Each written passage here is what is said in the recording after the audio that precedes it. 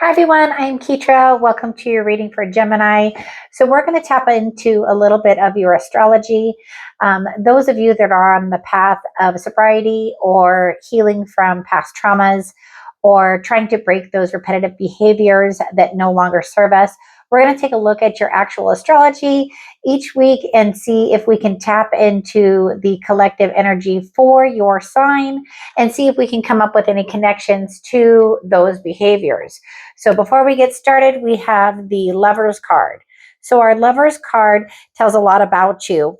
And when I looked up your zodiac sign to just kind of confirm what I know, the Lovers card fits perfectly for you guys. Adaptable, ever-changing. Your ruling planet is Mercury. You love learning. It provides stability for you, clarity, learning, leaning into self-expression, journaling, art, speaking. It's a way to channel your healing. And the Lovers card is just really like your soul and your higher self when it's not in a reading, if it's just describing you. It's your love for you. It's your love for life. It's your love for figuring things out. So this card 100% I'm so tongue-tied tonight. It represents the Gemini energy. So what we're going to do is we're going to use some tarot cards that lean into the Gemini energy. We're going to use some oracle cards that are associated with your element of air. And we're going to start with the message from the Light Within guidebook. We're going to use this as the energy for the reading for today. I do thank you so much for watching. I thank you for subscribing and for just really helping my channel grow. It's really nice to be a part of something that's just so great. A way to connect with everybody, a way to possibly help others heal as we're on our sober paths and doing what we can to go down our soul's path. So let's go ahead and take a look at the message from the Light Within Oracle. Action. Today, I choose action. Every morning, I have two choices. Continue to sleep with my dreams or wake up and chase them. Absolutely, Gemini. You wake up and you chase those dreams. Look at that card. God, these illustrations in this card, these cards are so beautiful. So we are going to use this deck here. It is... I'm going to say this wrong. Joie de Vivre Tarot. They're absolutely beautiful. They're very soft in their message, which, definitely goes with Gemini. If you just look at your major arcana card, you are the Lovers. So soft, loving kindness. But we're going to look a little bit also into the astrological reasoning. Geminis overreact. Their mind creates constant noise. Overanalyzing can create anxiety and mental exhaustion.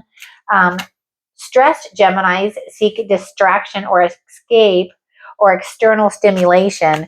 And sometimes that's with substances or compulsive behaviors. But you have a lot of strengths too.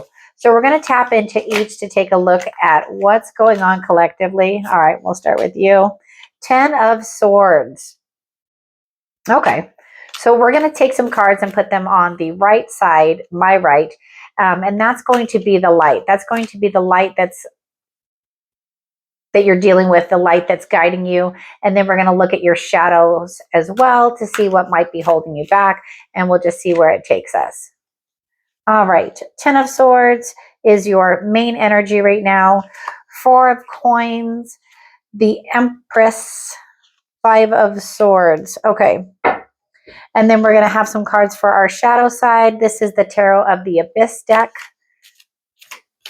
And let's take a look at Gemini shadows. What is Gemini working with right now? And how can we help them understand? 5 of Pentacles. Death. The Emperor. So you got the Emperor and the Empress on both sides. So that's masculine and feminine energy right there. And then you got the Empress over here too. So you have the masculine and feminine on your shadow side. So what that would definitely tell me is that that's that duality, that Gemini personality, that trait that you have where one side is kind of fighting the other. And that's literally on your shadow side. So in reference to your astrological reasoning, the things that create chaos in your life is basically the way you handle situations. And sometimes when they get stuck in your mind, they just kind of spin and spin and spin. And so that causes anxiety. And then you seek other ways to deal with it rather than dealing it within the light. So within the light, you have the Four of Coins, the Empress, Five of Wands, and Strength. So we're going to use one to combat the other. So when you're dealing with that masculine and feminine energy, the Emperor and the Empress, and your duality, sometimes the thoughts can be transforming. So death is a time of rebirth, transformation. Something's ending, something wants to grow. And so you have the Five of Pentacles, and the Five of Pentacles, when you know that energy, you can take the negative thoughts and the negative feelings and the negative ways that you had been, and you can turn that into a positive, because that's what we want to do, right? When we're in sobriety and we're healing ourselves, we're healing our heart, we're healing our soul, what we want to do is come out of the shadows, but we have to go through them so that we can work and be blessed to be in the light, right? So 10 of Swords is the completion of a cycle. So I feel like this is literally showing me two sides of a cycle for you. Four of Coins, the Empress. And I have to show you these cards because the illustrations on this deck are just so beautiful. So the Empress energy,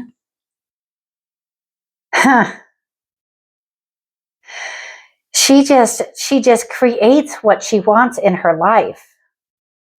And the Four of Coins, sometimes that's holding on too tightly to thoughts, but that's not what I feel for you right now. What I feel for you is that, like, with the Four of Coins, you have focused your energy right now on one thing right now that you're really diving in on, and that you're just not looking back. You've got the Five of Swords that shows that right now you're working on yourself, but there's some chaotic energy around you right now where you're kind of getting a little bit of pushback here and there. But nope, you're just kind of staying grounded, staying in your foundation that you're building. And you have the Strength card too. So you're not only creating an environment right now for yourself of abundance and nurturing and caring and loving. Right now, you're really just being gifted the strength because your mind and your heart and your soul are literally showing you how it can be for you. And so it feels like with this Five of Wands, because typically the Five of Wands, there's like five people and they're all hitting each other with wands, so it's not as chaotic as like a sword fight, right? And this card is just kind of like, you're like, no, this is how things are now. This is the way that I'm thinking. You could think this way. You could struggle with that masculine, feminine energy, or you could realize that no longer does this type of behavior serve you, that Five of Pentacles energy, where they're really just literally calling themselves out, but they could go inside. This person's offering help for them. So this person, you can look at it like as if that is your soul, your higher self, the divine calling you in, calling you back home, because this is what they want to offer you. They want to offer you peace and strength and abundance and love. And death is just sitting here like, when you're ready, we can transform. We can end this cycle. We can literally move from this, end the cycle, and be in this. So this is collectively what I feel for Gemini right now. The ones that are trying to work on their soul's path, the ones that are trying to heal themselves. And this is a beautiful energy to be in. So we're going to look at an oracle card right now. And this is Sisterhood of the Seers. Again, this leans into your sign and your air element. And again, as you're going through these things, what you should consider is your strengths, your love of learning that provides stability and clarity.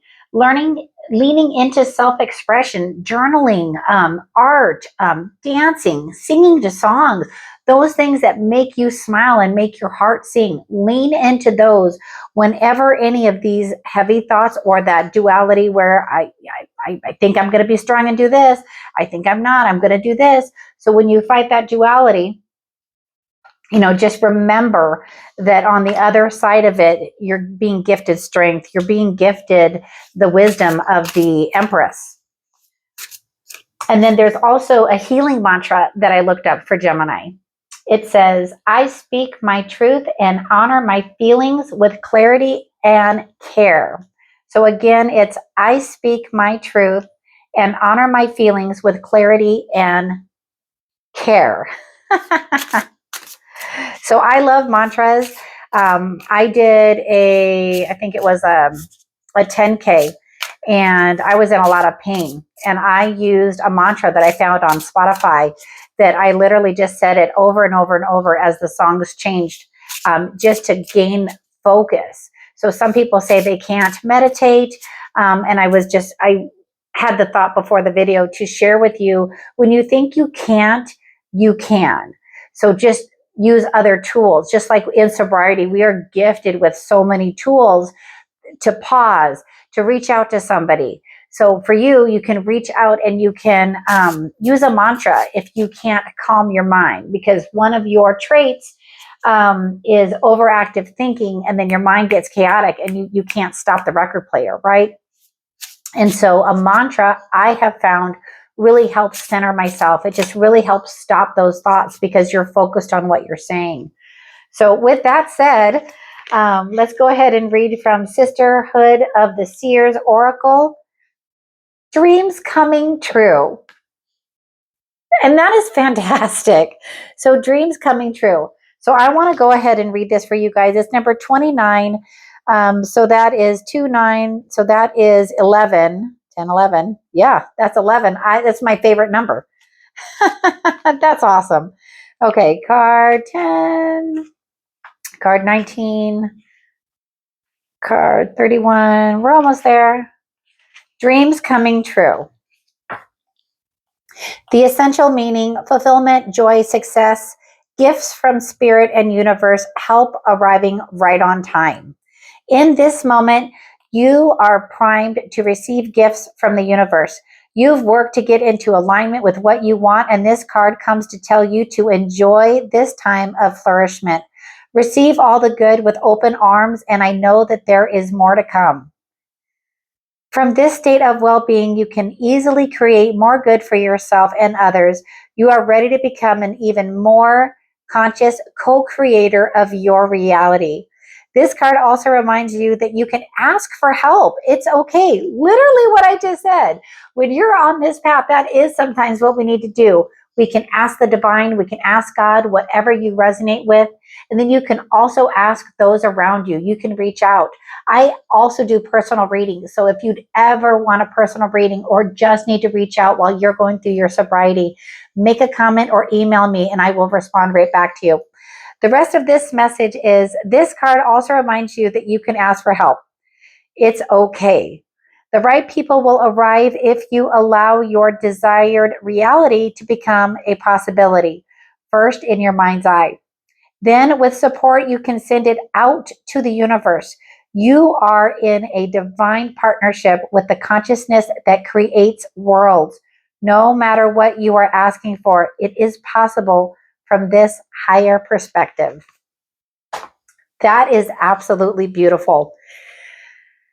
That is where we're going to leave this reading. So each week we will dive a little deeper into your astrology and your zodiac sign in the hopes that I could help provide some sort of clarity while we're on this journey. So once again, I really do enjoy doing these readings for you guys. I thank you so much from the bottom of my heart for every single subscriber. Thank you while I'm on this journey. Take care and have a wonderful night.